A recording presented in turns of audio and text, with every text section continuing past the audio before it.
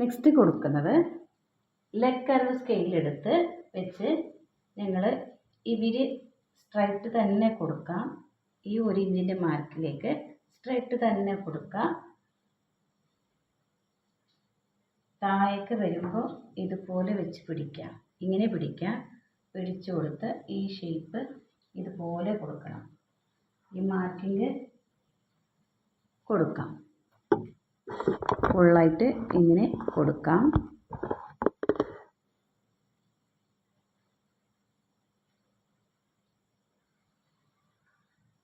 താഴേക്ക് വരുമ്പോൾ ഒരു 3 ഇഞ്ച് അളവിൽ ഇതുപോലെ ഇങ്ങനെ തന്നെ കൊടുക്കണം. ലാസ്റ്റ് പോയിന്റ് 3 ഇഞ്ച് അളവിൽ മുകളിൽ വേണം നമ്മൾ കൊടുക്കുന്നത്. സൈഡ് 3 ഇഞ്ചും താഴെ 3.5 ഇഞ്ച്. 1 ഇഞ്ച് മടക്കി അടിക്കാൻ പോകുമ്പോൾ 2 ഇഞ്ച് മുകളിൽ 2.5 ഇഞ്ച് മുകളിൽ വേണം. ഈ സൈഡ് കുറച്ച് ഓപ്പൺ ആയിട്ട് വേണം. അതുകൊണ്ടാണ് ഇവിടെ മാർക്ക് ചെയ്യാം. ഇതുവരെ ഞങ്ങൾ സ്റ്റിച്ച് ചെയ്ത് കൊടുക്കുന്നതാണ്. പുറത്തായിട്ട് സ്റ്റിച്ച് ചെയ്ത് കൊടുക്കുന്നതാണ്. ഞങ്ങളിപ്പോൾ പറ്റ വെച്ച് കൊടുക്കാൻ ചീത്ത വശത്തിലാണ്. ഇപ്പോൾ നല്ല വശത്തിൽ ഈ മാർക്കിങ് വേണം. ഇത് ഞങ്ങൾക്ക് സ്റ്റിച്ച് ചെയ്ത് കൊടുക്കാനാണ്. ഒരു സൈഡിൻ്റെ മാർക്കിങ് ഇവിടെ ഉണ്ട്. ഇനി മറ്റൊരു സൈഡിൻ്റെ മാർക്കിങ് നമുക്ക് എങ്ങനെയാണ് എടുക്കേണ്ടത്? ഇതിലേക്ക് ഞങ്ങൾ ഈ തുണിയെ എന്ത് ചെയ്യണം?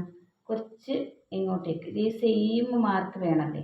അതുകൊണ്ട് ഇതുപോലെ ജസ്റ്റ് ഇങ്ങനെ മടക്കി കൊടുക്കുക. ഇങ്ങനെ ഈ അളവ് ഇങ്ങനെ പോയാലും കുഴപ്പമില്ല. പക്ഷേ കുറച്ച് കെയർഫുള്ളായിട്ട് ഇങ്ങനെ മടക്കി പിടിക്കുക. ഇതേ അളവിലേക്ക് തന്നെ ഇവിടെ നിങ്ങൾ ഒരു കാര്യം ചെയ്യുക, സ്കെയിലെടുത്ത് വെക്കാം ഇവിടെ. അല്ലെങ്കിൽ ബീഡ് പിന്ന് കൊത്തി കൊടുത്താലും കുഴപ്പമില്ല. എടുത്ത് വെച്ചാൽ പെർഫെക്ഷനായിട്ട് നിങ്ങൾക്ക് മാർക്ക് ചെയ്യാൻ പറ്റും. ഞാനിപ്പോൾ ഇതിൻ്റെ മുകളിൽ സ്കെയിൽ വെച്ച് കൊടുത്തു. അപ്പോൾ ഇവിടെ മാർക്ക് ചെയ്യാം. നിങ്ങൾ ചെസ്റ്റിൻ്റെ ഈ മാർക്ക് നോക്കാം. ഇവിടെ മാർക്ക് ചെയ്യാം. അതേപോലെ ഈ സ്കെയിൽ എത്രയുണ്ട് അവിടെ തന്നെ ഇതുപോലെ മാർക്ക് ചെയ്യാം. ജസ്റ്റ് ഈ മാർക്ക് ഒന്ന് ചെയ്ത് കൊടുത്താൽ മതി. 2 സൈഡും വേണമല്ലേ. അതുകൊണ്ട് 2 സൈഡും മാർക്കിങ് വേണം. ഒരു സൈഡ് മാർക്കിങ് ചെയ്താൽ അപ്പോൾ നമ്മൾ ഇതിനിങ്ങനെ ഓപ്പൺ ചെയ്ത് വെക്കുമ്പോൾ ആ മാർക്കിങ് അവിടെ ചോക്കിൻ്റെ കളറ് അവിടെ പിടിച്ചിട്ടുണ്ടാവും. അതുകൊണ്ട് അതേപോലെ വെച്ച് കൊടുക്കുക. ഞങ്ങൾ സ്കെയിലൊക്കെ അതേപോലെ വെച്ച് കൊടുത്ത് ഞങ്ങളിങ്ങനെ മാർക്കിങ് ചെയ്യാം.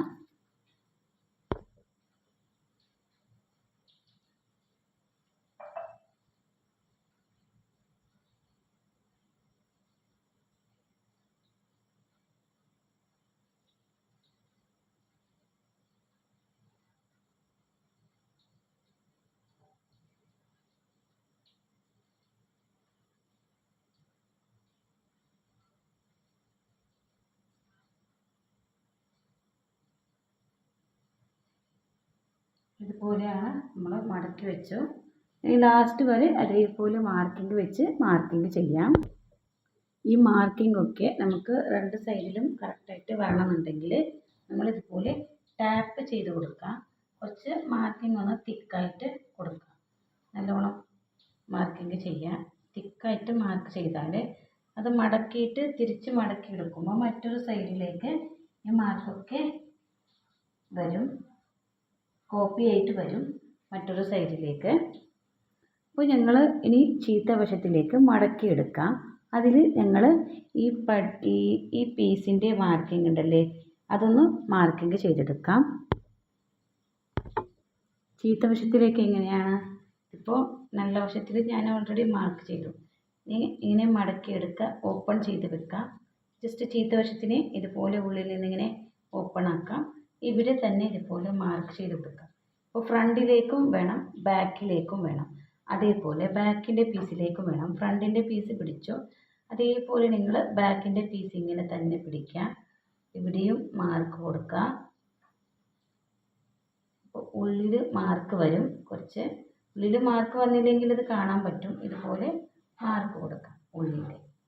ഈ 2 സൈഡും കറക്റ്റായിട്ട് നിങ്ങൾ ഇതുപോലെ മാർക്ക് ചെയ്ത് കൊടുത്ത് പിന്നെ എന്ത് ചെയ്യാം, ചീത്തവശത്തിലേക്ക് മടക്കിയെടുക്കാം. അപ്പോൾ ചീത്തവശത്തിൽ വെച്ചപ്പോൾ മടക്ക് ഭാഗം ഇവിടെ വന്നു, ഓപ്പൺ ഭാഗം ഇവിടെ വന്നു കേട്ടോ. നമ്മൾ നിൽക്കുന്ന ഭാഗത്തേക്ക് വന്നു. അപ്പോൾ എല്ലാ മാർക്കിങ്ങും ഇവിടെ കാണുന്നുണ്ട് എനിക്ക്. ഞാനിതൊക്കെ ജസ്റ്റ് നിങ്ങൾക്ക് വരച്ച് കാണിക്കാം. ഈ മാർക്കിങ് ഞങ്ങൾ ലൈന് വരച്ച് കൊടുക്കണം.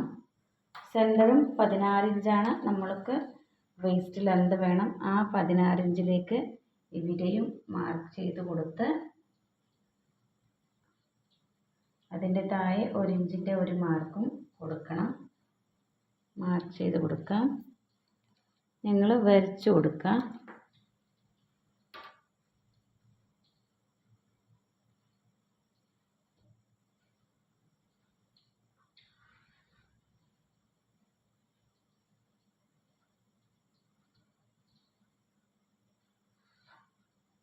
ഇതുപോലെ വരച്ചു കൊടുത്തു.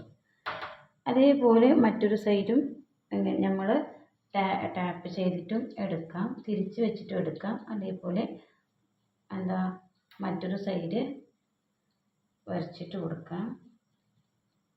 സെയിം ആയിട്ട് ഇത് 1 ഇഞ്ചിൻ്റെ സ്കെയിലാണ്, അതുകൊണ്ട് അതേ അളവിൽ ഞാൻ മാർക്ക് ചെയ്യുന്നത് പോലെ മാർക്ക് ചെയ്ത് കൊടുക്കാം. ഞങ്ങൾക്ക് ഇതിൻ്റെ പറ്റ വെച്ച് കൊടുക്കുന്നതാണ്. ഇത് പറ്റ കട്ട് ചെയ്തിട്ട് നിങ്ങൾക്ക് നെക്സ്റ്റ് ക്ലാസ്സിൽ സ്റ്റിച്ച് ചെയ്തിട്ട് കാണിക്കാം കേട്ടോ.